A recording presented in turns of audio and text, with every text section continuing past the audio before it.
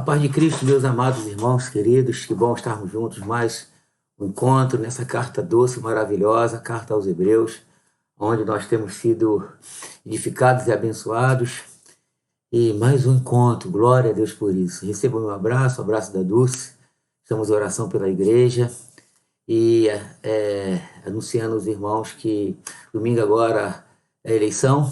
No entanto, a gente tem bastante tempo, né, durante o dia para a gente não perder a reunião, estarmos juntos pela manhã, ouvindo a palavra de Deus, primeira carta de Paulo aos Coríntios, comendo a ceia do Senhor, e à noite Deuteronômio, dando continuidade agora no capítulo 33, onde Deus tem assim nos abençoado e nos edificado, graças a Deus. Por isso, voltamos à reunião de oração já há um mês e pouco, toda terça às 20 horas. Eu convido você a participar desse trabalho de oração. Mas antes de nós falarmos aqui da palavra de Deus, eu quero dar um anúncio que eu comecei a dar domingo, que no último domingo nós teremos um domingo de oração. Nós fizemos um mês atrás, mais ou menos, aproximadamente, uma vigília de oração com poucos irmãos, por causa da restrição e por causa da dificuldade dos irmãos na questão noturna, né? Trabalho, família, essas coisas todas. E eu, em oração, fui inspirado a gente fazer um trabalho de oração no domingo, último domingo. E como que nós vamos fazer isso?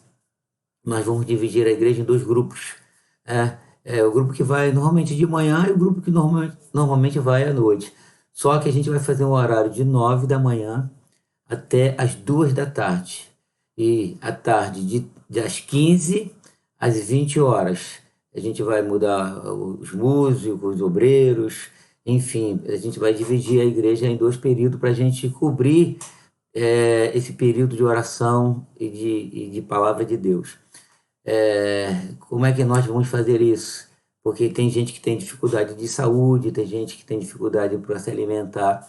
E a minha orientação tem sido o seguinte: se você tem dificuldade de saúde, você pode e deve participar do trabalho, mas esquecendo essa questão desse horário, você pode participar do horário comum da igreja, do culto, né, que é de 9h30 às 11. Você chegar, não se sinta constrangido de chegar, já ter iniciado o trabalho de oração, mas você entra e participa conosco, e a hora que você sentir que não dá mais, chegou no seu limite, você pode descer e ir para casa sem nenhum constrangimento. E você que tem dificuldade a questão da alimentação, na manhã, por exemplo, até 2 horas, talvez para você seja difícil, mas você quer, você leve um lanchezinho, né? Alguma coisa assim na bolsa, e aí quando você sentir essa necessidade, você desce. Eu vou deixar a cozinha aberta, você chega lá e come a sua banana, toma o seu leite, enfim, o que você levar, e come rapidamente e sobe novamente para continuar no clamor, que nós precisamos de clamor. E assim também a parte da tarde, né? E nós estaremos, vai ser uma dinâmica diferente. Eu junto com a mocidade que estaremos fazendo o trabalho, eles vão me ajudar na ministração da palavra, na ministração do louvor. Eu quero também lembrar os irmãos que nos acompanham na transmissão no domingo, nesse último domingo, né? Devido a esse trabalho diferente que nós vamos fazer.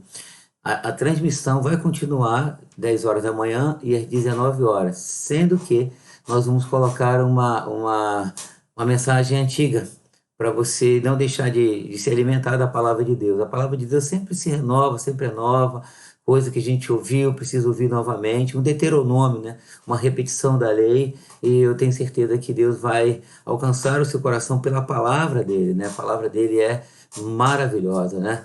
Hoje, por exemplo, a gente vai entrar no capítulo 12, que a gente já ouviu algumas vezes essa mensagem, né? Pela minha instrumentalidade, pela instrumentalidade de outros irmãos, mas sempre Deus acrescenta coisas edificantes no nosso coração. Então, nesse último domingo, especialmente, nós vamos fazer isso. A gente dá um break no 1 Coríntios e Deuteronômio, para a gente transmitir para você uma mensagem da palavra de Deus devido a esse programa que a gente vai ter, que eu acredito que é algo do Espírito para a igreja, para que a gente gaste um período mais longo de intercessão, né? Com essa dinâmica diferente, oração, meditação na palavra de Deus, né? Mas a gente vai dar ênfase na oração e vamos estar 10 horas nesse movimento. 5 horas pela manhã, de 9 às 2, e 5 à tarde, de 3 às 8 horas da noite. Então, eu convoco você, convido você, participe, né? Ainda que você não consiga participar de todo o período, às 5 horas, mas ainda que seja 2 horas, 1h30, 1 hora, 4 horas, enfim, mas venha orar conosco, venha clamar. Se você tem condições, tem saúde, pela manhã você pode vir em jejum, né?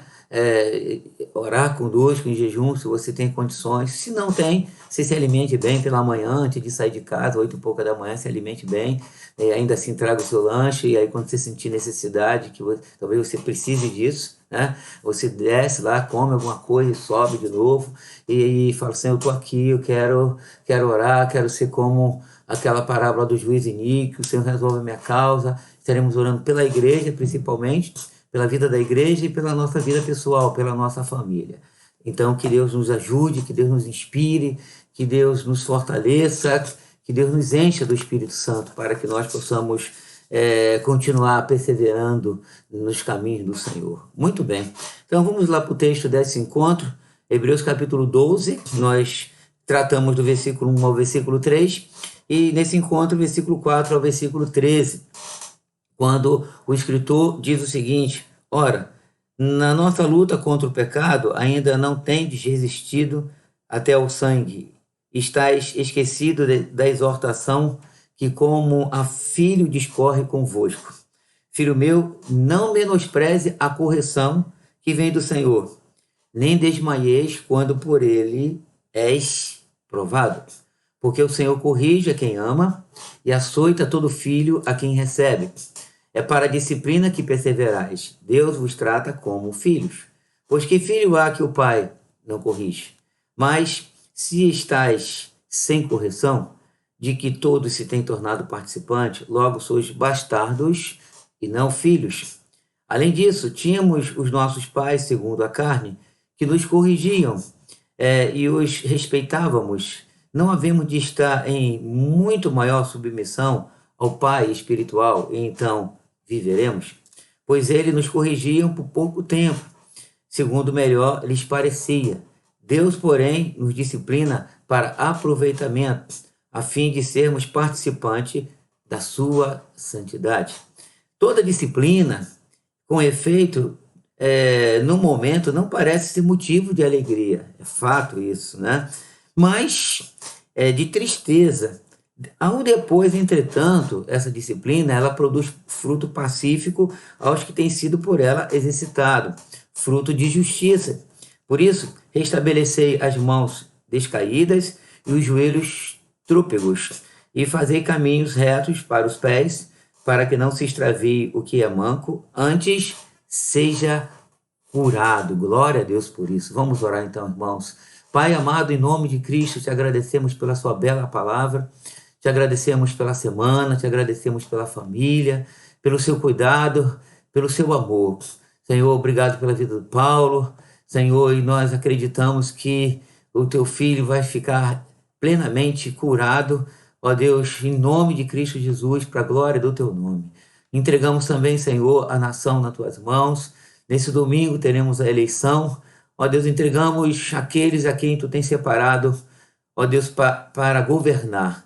Tem misericórdia de nós, tem misericórdia de Magé, não só de Magé, mas de todo o Brasil, de todos os municípios e de todas as nações. Entregamos as nações em tuas mãos, que o Senhor possa guardar, salvar, libertar, avivar a tua igreja, usar a tua igreja para a glória do teu nome. Que a sua igreja seja uma igreja cheia do Espírito Santo. Que a sua igreja seja uma igreja que possa testemunhar do seu amor, do teu poder. Em nome de Cristo Jesus, Senhor, levanta os caídos, fortalece os fracos, cura os enfermos, liberta, ó Deus, os oprimidos de Satanás. Senhor, venha fazer uma grande obra no nosso meio. Usa-nos, Senhor, aviva a tua igreja, manifesta do teu poder e da tua graça. E agora te pedimos que tu fales aos nossos corações, a fim de que nós possamos, ó Deus, após essa meditação, essa exposição, sermos edificados pela sua doce e gloriosa palavra. Fala ao nosso coração, Senhor. Em nome de Cristo nós oramos e que os filhos de Deus digam amém. Ok, vamos lá. Estamos avançando nessa carta maravilhosa. E nesse bloco, o que parece nesse bloco? Que a ideia do escritor é mostrar aos leitores o cuidado paternal de Deus. Porque qual era o fundo histórico? O povo estava passando por tribulação, perseguição, era um momento difícil para a igreja estava lá sendo perseguida, os irmãos estavam sofrendo, a gente pode ver como o escritor fala a respeito disso, sem contar com os ataques de Satanás, sem contar com os hereges, sem contar com a apostasia, enfim, um clima muito difícil. Mas eu fico assim intrigado porque eu faço uma pergunta: por que o escritor coloca esse texto justamente aqui, quase no final da ideia?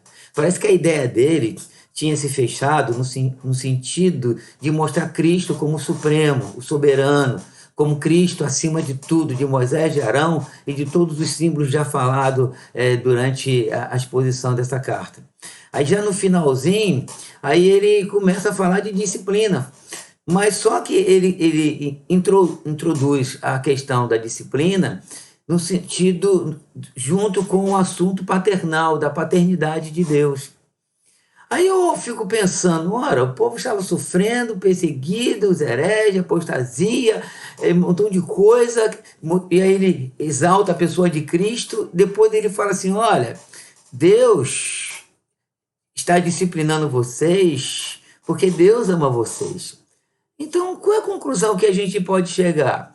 Que aquele ambiente, aquele contexto todo que os hebreus estavam passando, os hebreus convertidos, não era só uma questão do ataque satânico, não era só uma questão do ataque dos hereges, mas também era uma questão muito acima disso do cuidado de Deus. O cuidado de Deus, ele, vamos dizer assim, prevalece, né? É supremo em relação a qualquer dificuldade no mundo do espírito, no mundo da heresia. O cuidado de Deus está acima de tudo. Obviamente, a gente não está tirando os ataques de Satanás, nem os ataques dos hereges. O que eu estou tentando entender aqui junto com os irmãos é por que esse texto está aqui, e se a ideia do escritor é mostrar o cuidado paternal de Deus, nós devemos de dar glórias ao Senhor pelo cuidado dele, porque o cuidado dele é maravilhoso, né? Nós temos ouvido a respeito da paternidade de Deus, que de fato é revelado nas Escrituras, mas nós vamos perceber que o escritor ele mostra essa paternidade, esse cuidado do Pai Celestial sobre a vida de seus filhos. Aí como ele começa? Vamos lá, versículo 4. Ora, na nossa luta contra o pecado, ainda não tendes resistido até o sangue, e estáis esquecidos, preste atenção, e estáis esquecidos da exortação que, como a filhos, discorre convosco. Filho meu, não menospreze a correção que vem do Senhor, nem desmaieis quando por ele és reprovado. Quer dizer, então ele coloca aqui, não menospreze a correção. Então ele fala que a correção vem, né, para a gente não desmaiar, mas ele fala que quando nós somos reprovados. Aí ele continua, porque o Senhor corrige a quem ama, né, os reprovados, e açoita a todo filho a quem recebe. Quer dizer, muitas vezes nós somos provados e somos reprovados. E às vezes a gente não percebe essa reprovação no dia a dia da nossa vida. E a gente se esquece que a disciplina e que o açoite podem vir nesse contexto. Depois a gente vai entrar no contexto de provação, e que eu quero fazer um paralelo entre provação e disciplina. Agora, o que o escritor está fazendo aqui? Ele está usando as escrituras Qual a escritura que ele está usando aqui? Ele está usando Provérbios, capítulo 3, no versículo de 11 a 12. Vejam o cuidado do escritor. Mais uma vez, ele não só usa a escritura do Velho Testamento para falar de Jesus, mas ele usa a escritura do Velho Testamento para falar desse amor paternal de Deus. Aí no versículo 11 ele diz o seguinte: filho meu, não rejeites a disciplina do Senhor, nem te enfades da sua repreensão, porque o Senhor repreende a quem ama, assim como o pai ao filho a quem quer bem. Aí ele usa essa escritura de Provérbios 3, 10 e 11, ele usa justamente dentro de Hebreus 12, versículo 5 e versículo 6. Aí, para tentar nos ajudar a compreender. Ora, ele está falando para um povo que estava sofrendo, aí de repente ele diz assim, ó, Deus está repreendendo vocês.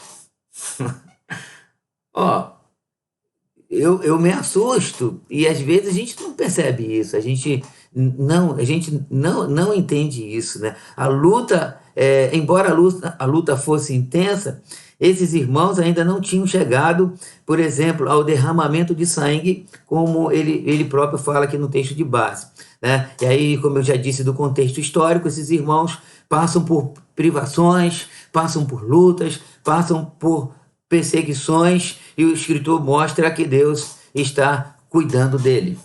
Deus está cuidando de nós. Será que a gente não percebe isso? Que Deus está cuidando de nós? E que nem sempre a gente, na provação que a gente recebe da parte de Deus, nós somos aprovados. Muitas vezes nós somos reprovados. Mas louvado seja o nome do Senhor, que a gente tem assim, Deus nos ama de uma tal maneira que Deus não nos exclui da sua filiação.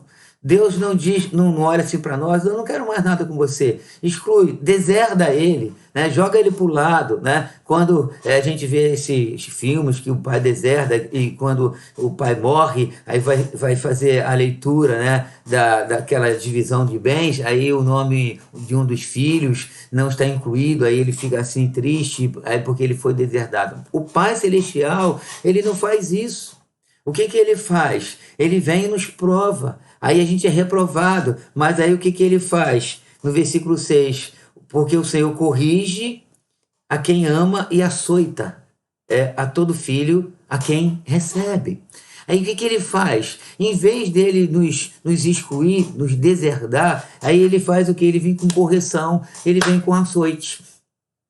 E quando a gente olha os açoites, que a correção tem um tom, o açoite tem um tom acima, aí Deus vem, a gente insiste, a gente continua na reprovação, aí o Senhor vem com açoite, nos trazendo para Ele, nos tocando, como disse Davi, que ficou após o seu pecado, e ficou aproximadamente um ano, e quase um ano, não sabemos exatamente quanto tempo, mas aí quando ele é despertado, ele coloca aquele belo Salmo 32, que diz, enquanto calei os meus pecados, aí ele começa a enumerar, envelheceram os meus ossos, segundo, pelos meus gemidos constantes todo dia, aí ele diz o motivo, porque a sua mão pesava de noite sobre mim, e segundo, o meu vigor, né, depois desse a mão de Deus sobre ele, o meu vigor se tornou em sequidão de estio. Aí ele vai para onde Deus queria, confessei-te o meu pecado, e aí ele coloca o resultado, e as minhas iniquidades não mais ocultei. Aí a partir de então, no Salmo 32, aí começa a restauração de Davi. Aí ele foi açoitado severamente. A gente vê no Salmo 51 a confissão dele, aí quando no arrobo de quebrantamento, de arrependimento, ele diz, cria em mim, ó Deus, um coração puro, renova dentro de mim um espírito inabalável. Ele voltando para Deus. Mas ele teve que provar o quê? Não só da disciplina, mas também do açoite. E às vezes a gente olha para Deus e a gente acha que Deus não faz isso com a gente. Mas o escritor, os Hebreus, está mostrando que quando Deus faz isso conosco, ele usa o Velho Testamento e ele começa dizendo o seguinte, filho meu. Então ele chama de filho e coloca no pronome possessivo. Tu és meu filho. Deus está dizendo para mim, para você nesse encontro, tu és meu filho. Quer dizer, Deus não pode guardar a vara, porque se Deus guardar a vara para nós, nós não estamos, ou melhor, nós não entendemos o que é a nossa natureza humana. Nós não entendemos como nós somos mal, como nós muitas vezes erramos o alvo, como muitas vezes Deus fala pela sua palavra, fala pelo Espírito, fala pelo louvor, nos toca, nos incomoda, e muitas vezes nós endurecemos o coração, ficamos como os hebreus, que o Senhor disse lá, filho, se hoje ouvirdes a minha voz, não endureçais o vosso coração como Meribá. Aí o Senhor, através do salmista, traz o episódio de Números, que algumas vezes nós falamos disso dentro dessa epístola, mas mesmo assim nós endurecemos o coração. Ou você acha que o seu coração é tão sensível desse jeito para Deus? Ou você acha que você é sempre aprovado nas provações que vêm sobre a sua vida? Ou você acha que as provações que você tem, os açoites que você ganha, são injustos, que Deus é injusto para com você e comigo? Deus nunca foi injusto. E, aliás, a justiça de Deus está pautada no amor, no cuidado de Deus. Então, as dores que sentimos, as lutas que sentimos, nós devemos de glorificar a Deus, porque o escritor, ele coloca aqui coisas maravilhosas que nós vamos ver e estamos vendo. Então, qual era a ideia ao falar da disciplina nesse bloco aqui, né? O que vemos nesse bloco é o chamado do escritor aos seus leitores a perseverança. Vejam o versículo de número 7. É para a disciplina que perseverais. Deus vos trata como filhos, pois que filho há que o pai não corrige? E às vezes a gente fala assim, isso é demais. Eu conheci um homem que na mocidade dele ele fez algumas coisas fora da vontade de Deus, e depois de velho, e sempre acontece isso, né? E graças a Deus quando isso acontece, depois de velho, ele refletindo, e ele entendeu que ele tinha culpa, mas aí ele não entendeu tudo, ele não entendeu toda a açoite de Deus. Ele disse assim, mas está sendo demais, né? Ele achou que o que ele estava recebendo era acima do que ele merecia. Não é acima do que nós merecemos. Na verdade, o que a gente recebe é abaixo, né? Porque nós merecemos o inferno. Nós merecemos nem ser filhos, e não obstante Deus nos recebe como filho. Então é para a disciplina que perseverais. A ideia do escritor aqui é mostrar a paternidade de Deus, é mostrar a disciplina de Deus, mas ele quer conduzir os leitores originais do quê? A perseverança. É isso que Deus quer fazer conosco. Ele quer nos conduzir à perseverança, que nós precisamos estar aos pés da cruz, ainda que nós tenhamos as marcas, não aquelas marcas que Paulo disse, as marcas de Cristo, né? Porque as marcas que Paulo estava referindo ali eram as marcas das perseguições, mas as marcas dos açoites são outros tipos de marca que Paulo também teve. Que Paulo não foi, ele foi filho também, ele foi corrigido pelo Senhor, e o próprio espinho na carne foi colocado para que ele não se ensoberbecesse. Foi uma disciplina antecipada. Vou colocar aqui para você não levantar esse seu nariz, né? Então Deus guarda o apóstolo, porque Deus sempre nos guarda. Então nós precisamos entender isso. E a palavra perseverança, ela aparece 2 vezes nesse bloco. Aparece no versículo de número 1, né? Corramos com perseverança, e aparece no versículo de número 7, é para a disciplina que perseverais. Então nós podemos ver uma ênfase nessa palavra. Então nós precisamos perseverar até o fim. Nós não podemos abaixar a guarda. E no meio das tribulações que esses irmãos estavam passando, no meio das tribulações que nós estamos passando, nós precisamos perseverar até o fim. Mas a pergunta é, será que o escritor estava mostrando aos leitores que a luta deles fazia parte da disciplina do Senhor? Certamente, porque não faria sentido esse bloco sobre disciplina estar justamente aqui. Esses irmãos não eram fozinha de Jesus, Você e eu não somos florzinhas de Jesus. Em que sentido eu estou dizendo isso? Não, tadinho, ele é assim, sabe, ingênuo. Nós não somos mais ingênuos. Nós já recebemos a luz, nós já nascemos de novo, mas ainda assim nós precisamos do cuidado de Deus. Nós temos o Espírito Santo, mas ainda assim precisamos do cuidado de Deus. Nós temos a palavra do Senhor, mas ainda assim precisamos do cuidado de Deus. E o que parece é que a gente só responde a Deus no meio da disciplina dele e do açoite dele. Porque, voltando à pergunta, né, não faria sentido nenhum, né, esse texto aqui, logo no final, os escritores mostrando para esses irmãos sobre esse cuidado de Deus relacionando a vara do Senhor. Agora, o que é difícil para nós? O difícil para nós é nós percebermos nas nossas lutas, nas nossas guerras, se estamos debaixo de disciplina, né? Ou se estamos debaixo de provação. Por exemplo, Jó, ele foi provado. Não diz que Jó estava sendo disciplinado. Aqui nesse texto, o que parece, se esse texto está aqui, parece que muitas coisas que esses irmãos estavam passando estava incluída a disciplina de Deus. No entanto, Jó, a gente vê a provação. Por exemplo, Abraão, a gente vê que Abraão, ele, no caso do filho, quando Deus pede o filho, ele foi provado. E muitos outros homens que sofreram, e muitos casos que nós passamos, às vezes é provação. Deus está provando a nossa fé, porque existe dentro da doutrina bíblica essa questão de Deus nos provar. Só que o problema todo é o seguinte, que a dor da provação, como o caso de Jó, vamos dizer assim, é a mesma dor do açoite no sentido disciplinar. Então, aí a pergunta é, a dor que eu sinto é provação ou disciplina? Aí está o nosso conflito, né? A gente olha para alguém sofrendo, a gente não pode dizer é disciplina ou provação.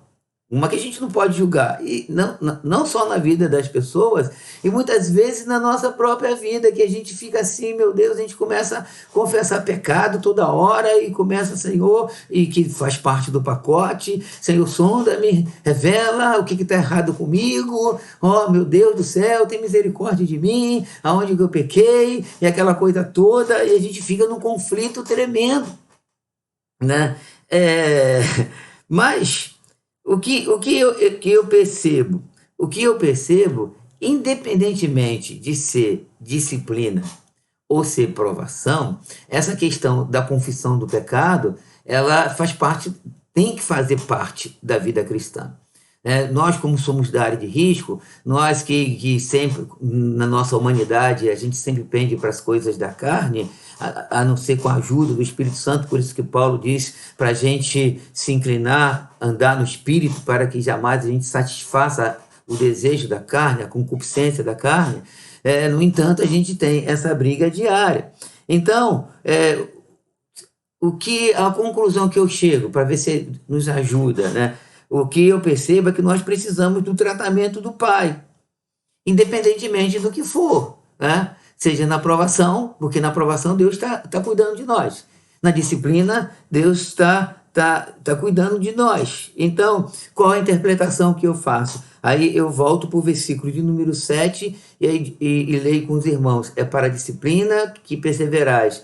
Deus vos trata como filhos, pois que filho há que o pai não corrige. Independente, o assunto aqui é disciplina e em relação ao cuidado do pai. Mas eu estou abrindo um leque para a questão da aprovação, independentemente a origem da dor, é cuidado de Deus. Independentemente da origem da dor, eu preciso me voltar para o pai, né? Porque Abraão na provação, Jó na provação, eles se voltaram para Deus. E o que o escritor está fazendo aqui na disciplina? Está chamando os seus leitores para Deus. O que o Espírito Santo está falando para nós nesse encontro? Ainda que a sua dor seja disciplina, ainda que a sua dor seja provação, Deus está nos chamando para Ele. Por quê? Deus nos ama. Deus cuida de nós e nós precisamos louvar o nome do Senhor. Só que a gente tem um outro conflito. Qual é o outro conflito? Nós desejamos entender tudo o que acontece na nossa vida, né?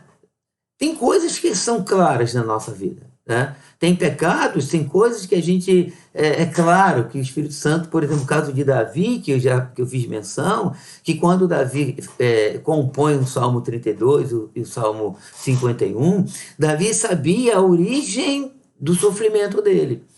Mas muitas vezes a gente, vamos supor, não percebe muito bem. Por exemplo, até quando um deslize nosso é motivo de uma disciplina, de um açoite?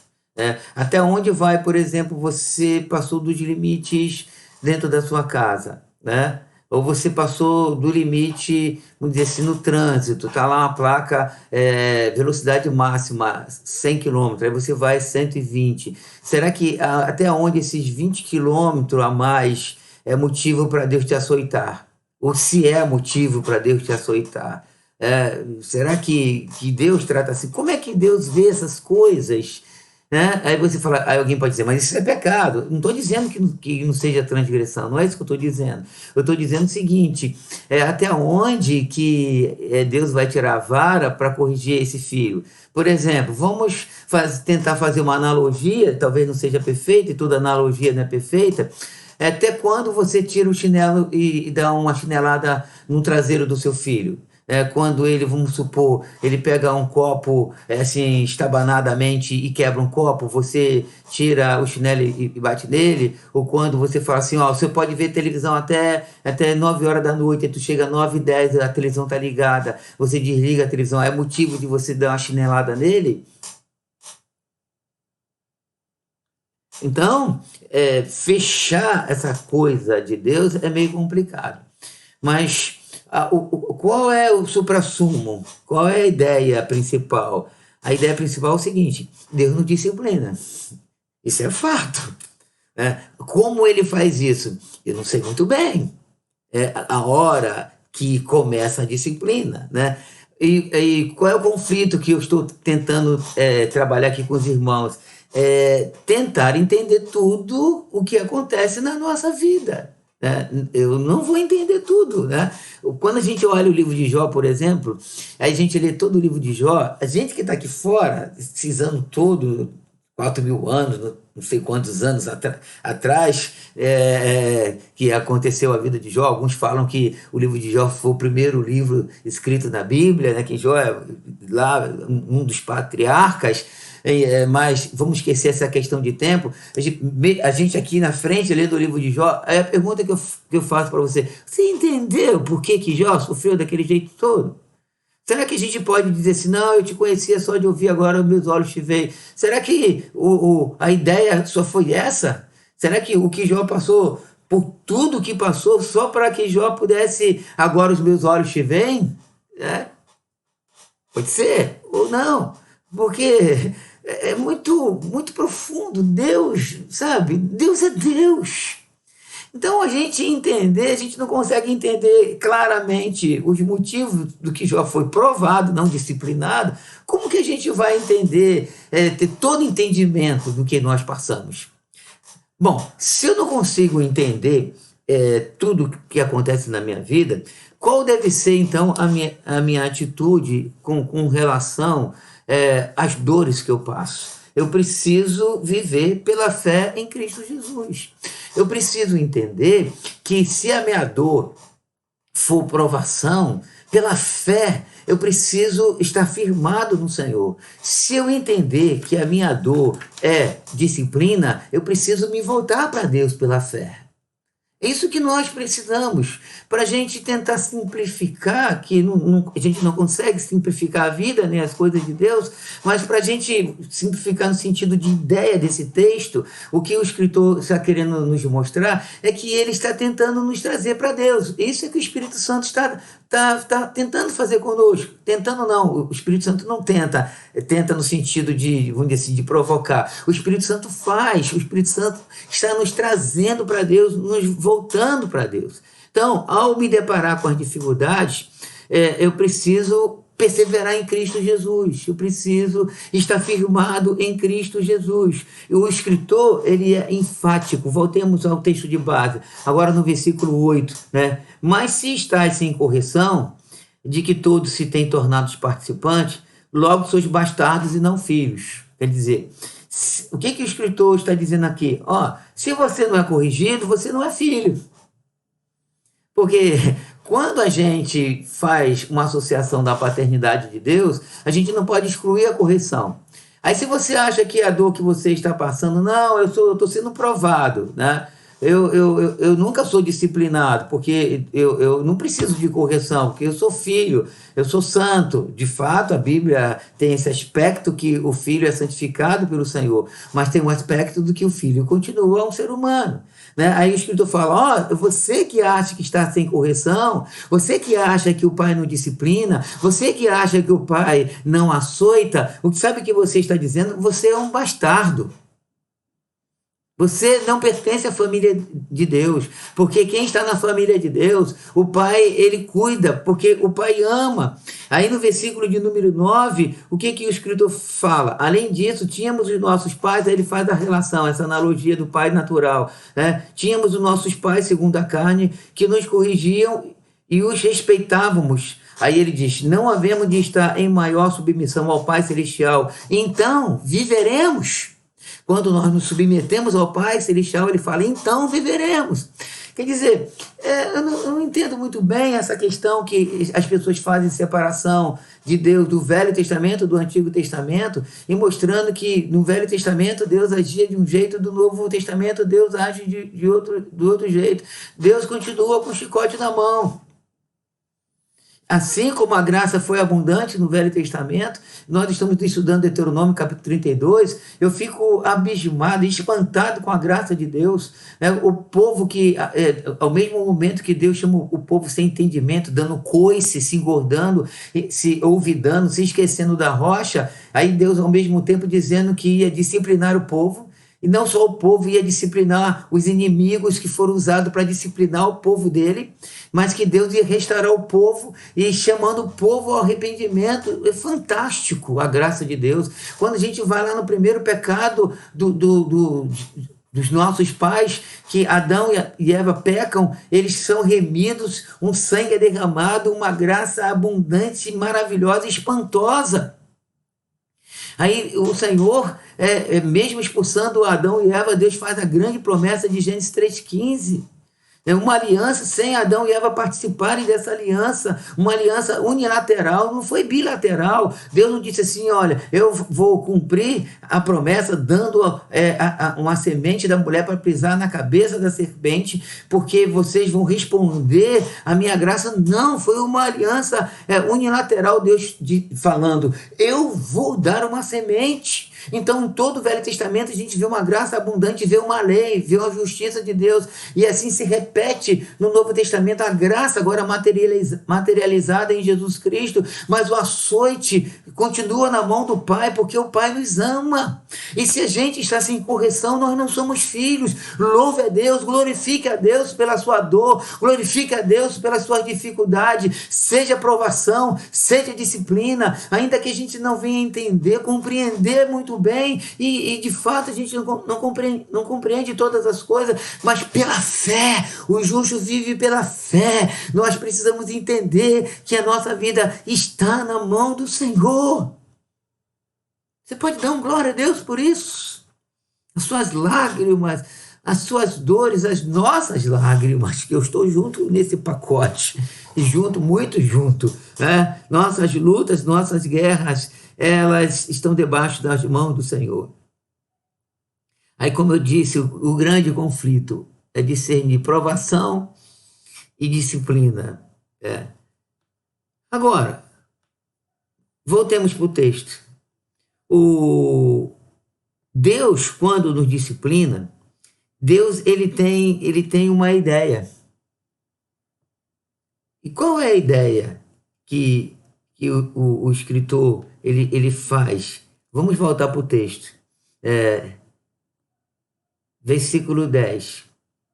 Pois eles, os pais, né? Eles aqui são os pais humanos, nos corrigiam por pouco tempo, segundo melhor lhes parecia. Quer dizer, cada pai corrige de um jeito.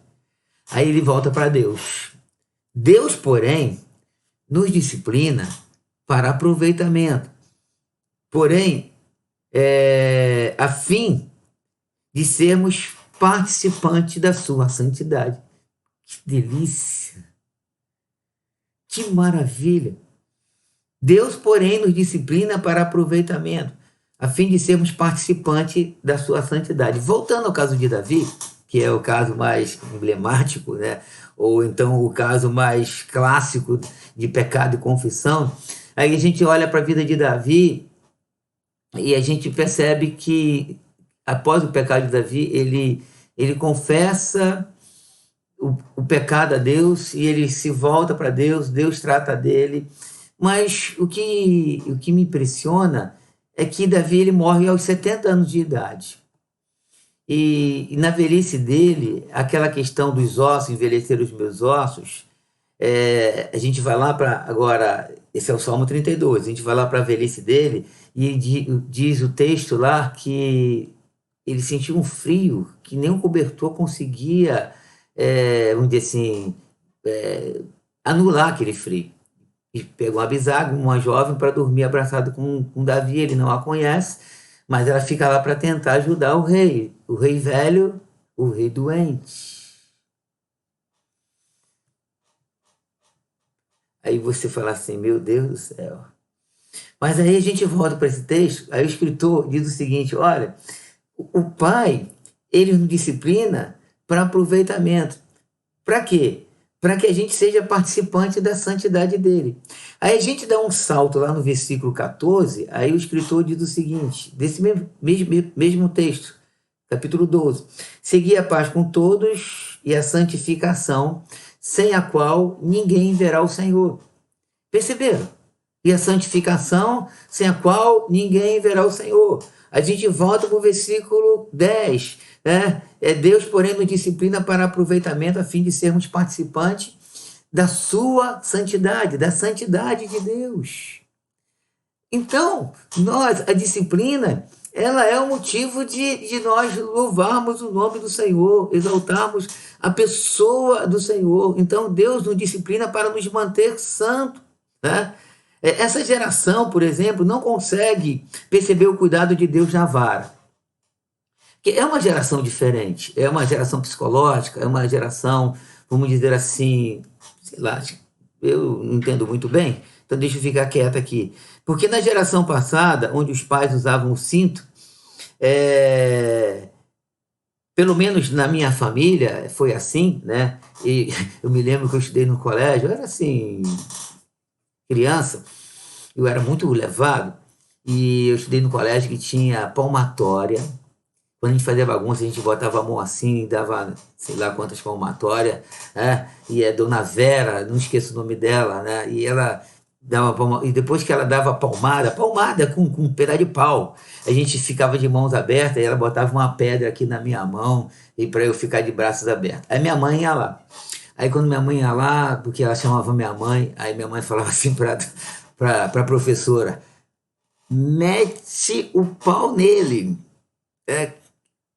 bota para quebrar em cima dele. E aí vão embora.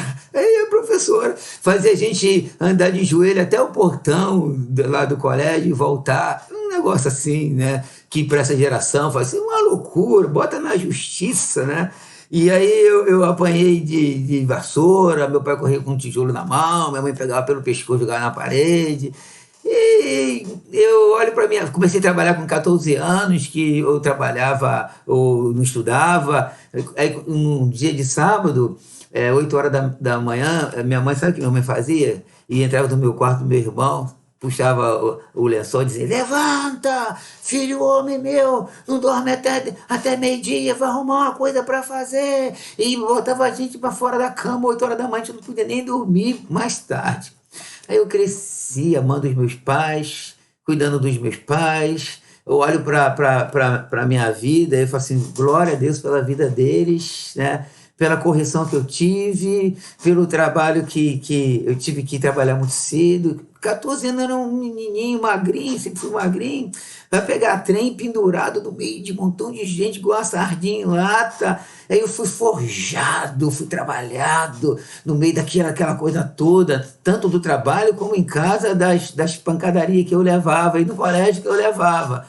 Aí hoje eu olho, eu sou, graças a Deus, um homem sadio, um homem feliz, um homem realizado em Cristo Jesus, obviamente, né? Tenho músculo e, enfim, eu fui cuidado pelo Senhor. Eu fui criado num lugar que na minha geração muitos dos meus amigos morreram, que entraram no crime, entraram nas drogas, né? Eu nunca bebi, eu nunca fumei, e quando chegava mais tarde, meu pai abria a minha boca, você fumou? Abria a minha boca, metia o nariz dentro da minha boca para cheirar se eu tinha fumado ou não, né? E aí, uma agressão, né? Mas o amor é agressivo, né? É uma agressão, eu nunca fumei, eu nunca bebi, eu nunca roubei, nunca usei um revólver. Então era aquela coisa assim, se eu sair da linha, o couro come, né? Mas aquela geração. Aí quando a gente olha para Deus, Deus age assim com a gente. Sabe por quê? O amor, ele é muitas vezes violento. Violento em que sentido, né? Quando a gente olha aqui, o Senhor às vezes colocando de cama, isso é violência. Quando às vezes Deus permite alguém para o leito, ora, Deus não faz isso. Alguém diz, Deus não faz isso. Não faz não, meu irmão. Quem disse você que Deus não faz? Ele é Senhor. Ele faz do jeito que Ele quer fazer. Você não conhece o coração das pessoas, você não sabe até onde alguém pode ser tocado pela disciplina de Deus. Tem gente que precisa ser açoitado pelo Senhor para poder responder a Deus. Ou você acha que não? Se você acha que não, você não conhece nem você e nem conhece o ser humano, né? E nem conhece a Deus, porque Deus nos ama e nos ama profundamente. Então, na geração passada, onde a disciplina era aplicada, o amor estava presente. Mas onde a disciplina não é aplicada, o amor está ausente, segundo o texto bíblico. Agora, entre a psicologia e a Bíblia, eu fico com a Bíblia, porque ela é a palavra de Deus. Ela é a palavra de Deus. Aí você pode dizer, o mundo mudou, mas o Deus que eu sirvo não mudou. O Deus que eu sirvo, ele trabalha de uma maneira muito intensa na nossa vida. Ele não abre mão da gente. Deus não abre mão da gente. Porque nós somos os seus filhos, né?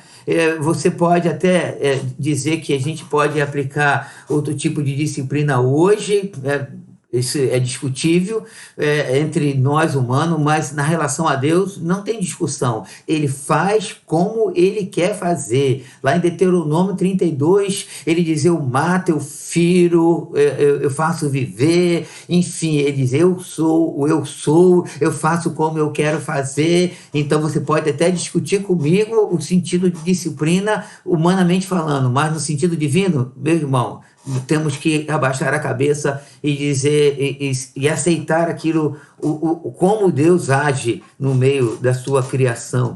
Então, o que o escritor faz? Vamos voltar para o texto, versículo 11. Toda disciplina, com efeito, no momento, não parece ser motivo de alegria, mas de tristeza. É fato, né? Eu não ficava alegre quando meu pai corria atrás de mim com tijolo, né? Mas... Entretanto, produz fruto pacífico aos que têm sido por ela exercitado, fruto de justiça. E é isso que a gente precisa, fruto de justiça. Aí como que ele fecha? Ele fecha aqui de uma maneira maravilhosa. Vamos tentar entrar na ideia do escritor. Ele escreve para um povo que estava sofrendo, perseguido, né? E o que parece até então, até no capítulo 11, o que parece que a questão da perseguição da dor era só a questão da fé, dos hereges, do ataque de Satanás. Mas a gente chega no capítulo 12, a gente leva um susto, porque a gente olha aqui ele falando sobre disciplina, né? Deus, eles estavam não só sendo provados, mas eles estavam sendo disciplinados. Aí ele mostra a paternidade de Deus, mostra que Deus corrige aquele que ama. Aí no final, ele diz algo maravilhoso. Ele diz, por isso, quer dizer, significa essa palavrinha maravilhosa, esse por isso, significa, né, uma conjunção, né, por esse motivo, sendo assim, dessa forma, que toda disciplina com efeito, né, no momento não parece ser motivo de alegria, mas de tristeza, mas ela quer produzir fruto de justiça. Por esse motivo, amada Igreja de Cristo, olhem a ideia maravilhosa, doce do Espírito Santo. Verso 12: restabelecei as mãos descaídas e os joelhos trôpegos, e fazei caminhos retos para os pés, para que não se extravie o que é manco, antes seja curado. Aleluia! Glória a Deus! Como o Espírito Santo é maravilhoso! Meus irmãos, a conclusão aqui é lógica. Esses irmãos estavam precisando fazer com que os seus joelhos não fossem trôpegos, balançantes, fracos. Ele disse, repetindo por isso, restabeleça. Restabeleça. Esse verbo aqui, restabelecer, estava dizendo que os joelhos, as mãos deles estavam descaídas e os joelhos estavam trôpegos. Perceberam isso? Entenderam aqui o texto gramaticalmente? Quando ele diz restabelecer, a gente volta para o contexto, ele está dizendo de disciplina. Ele está mostrando que Deus estava disciplinando eles.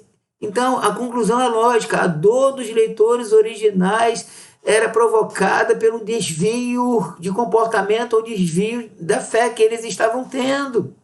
Não era somente de uma questão herética nem de perseguição satânica, era algo deles. Entende, irmão? Entende, meu irmão? É isso que Deus está dizendo para nós, é isso que o Espírito Santo está querendo dizer para nós. Deus está querendo que a gente restabeleça as nossas mãos descaídas e os joelhos trôpegos. Aí no versículo 13 ele diz, fazei caminhos retos para os pés. Deus está nos chamando para a gente andar em retidão, Deus está nos chamando para a gente andar em santidade, Deus está nos chamando para a gente andar na presença dEle, para que não se extravie o que é manco, antes seja curado. A última palavra desse bloco é a palavra, a palavra curar, ou o verbo curar, né? Está aqui, curado. Seja curado. É isso que Deus quer para nós. Eu fecho essa exposição dizendo que essa cura aqui, que ele fecha, essa última palavrinha que ele fecha, toda essa exposição, é a ideia do Espírito Santo. O Espírito Santo quer nos curar. E para que a gente seja curado, a gente precisa olhar para o Senhor e restabelecer as mãos descaídas e os joelhos trôpegos. Fazer caminho reto para os nossos pés. E, para terminar, se a nossa dor for disciplina, Deus está nos chamando ao arrependimento. Se a nossa dor for perseverança, Deus está nos chamando para a gente continuar aos pés dele. E se porventura a gente não souber discernir a origem da dor, ainda assim, Deus está nos chamando para ele. Vamos orar. Nosso Deus e nosso Pai, como Tu és bom, Senhor. Como Tu és maravilhoso. Como Tu és tremendo. Senhor, quero Te louvar, eu quero exaltar o Teu nome. Quero glorificar a Ti, Senhor, de todo o meu coração, de toda a minha alma, de todo o meu entendimento. Muito obrigado, Senhor, por tudo que o Senhor tem feito na minha vida, na vida dos meus irmãos. Muitas vezes nós não sabemos discernir, Senhor, a nossa dor. Mas queremos Te agradecer, Senhor, porque o Senhor, de uma maneira ou de outra, o Senhor está cuidando de nós. Se a dor é da prova, o Senhor está cuidando de nós. Se a dor é da disciplina, o Senhor está cuidando de nós. Pela fé, Senhor, nós iremos perseverar até o fim. Pela fé, Senhor, nós somos teus filhos. O Senhor não nos deserda. O Senhor não risca o nosso nome. O Senhor, o que faz quando nós erramos o alvo. Ó Deus, como disse o escritor, filho meu, nós somos teus. Se pronome possessivo, é posse sua. O Senhor nos comprou com o teu sangue. E obrigado pela vara, obrigado pelo açoite, obrigado por tudo que o Senhor tem feito em nossas vidas. Obrigado, Senhor, pelo teu poder, obrigado pelo teu amor, obrigado pela tua grande graça, obrigado pela tua grande misericórdia. Eu quero te louvar, eu quero exaltar o teu nome, Senhor. Eu entrego nossas vidas em tuas mãos, fortalece as nossas vidas, sustenta nossas vidas aos teus cuidados, Senhor. Nós bendizemos o teu nome, nós te agradecemos por tudo, em nome do Senhor Jesus Cristo, e que os santos do Senhor digam amém. Que Deus nos abençoe, que o Senhor nos guarde, que possamos ficar aos pés do Senhor. O amor do Senhor é profundo, irmãos. Deus nos ama, louvado seja o nome do Senhor. Que o amor de Deus, a graça de Cristo, as consolações do Espírito estejam com todos um resto de semana, até domingo, 9h30, nós estaremos juntos celebrando o nome do Senhor, ouvindo a palavra de Deus e comendo a ceia dele. Que Deus te abençoe.